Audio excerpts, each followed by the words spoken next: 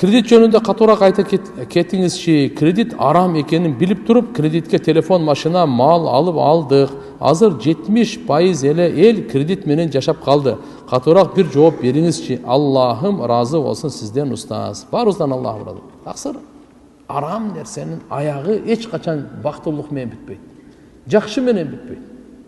Кайгы, кыйынчылык, уруш, талаш, кордук, сот, мушташ, өзүн өлтүрүү, кандай Алла Тааланын дүйнөдө кишиге көрсөткөн азаптары ахиреттечи эми.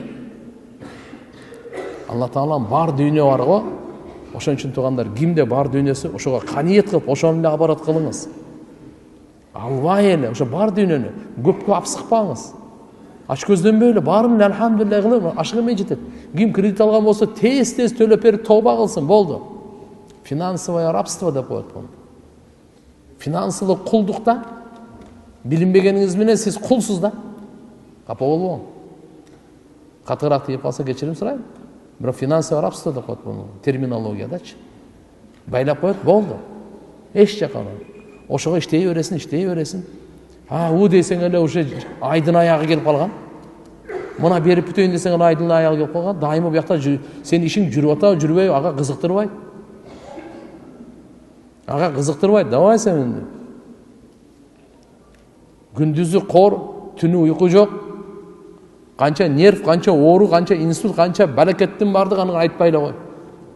Тез анан көргөн себеп дегенде бирөө үйүнөн ажырап атат, бирөө ден соолугунан ажырап атат. Бирөө дининен, иманынан ажыраганга жакын болуп атат да. Кандай ушу кайра эле көздүбүздү жумуп алып уруп кете беребизби? Жок. Анан көрдү. Ошо банк ушунчалык эле боло турган болсо, алхамдулилlah, үрөөнүн сатсын, тракторун берсин, жумушунда жардам берсин, ислам принциптери бар. Тең шерик болуп иштесин, жакшынакай болуп отуру. Саңа дагы буга да пайда, зыян болсо саңа эмне үчүн? Кара, пайда болгондо только сен ага пайда болгону макул. Зыян болгондо сен только зыян көрөсүң, биз вообще зыян көрбөшүбүз керек дейт да.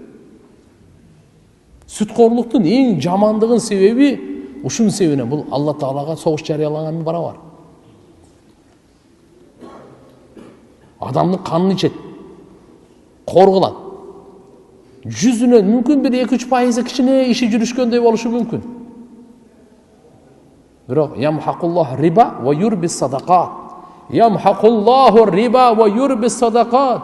Алла Таала сүткорлукту түп тамырынан жок кылат. Садаканы Алла көбөйтүп берет деген.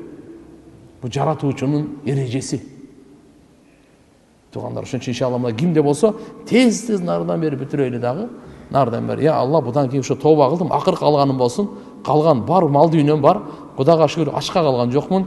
Кийимим бүтүн, турак жайым бар. Алхамдулилlah, барына мээнет кылам деп. Ашыга менчи деп. Эгер тең шерик болуп иштеше турган болсо, ислам принцип каржылоолору менен иштеше турган болсо, анда мейли, разговор жок.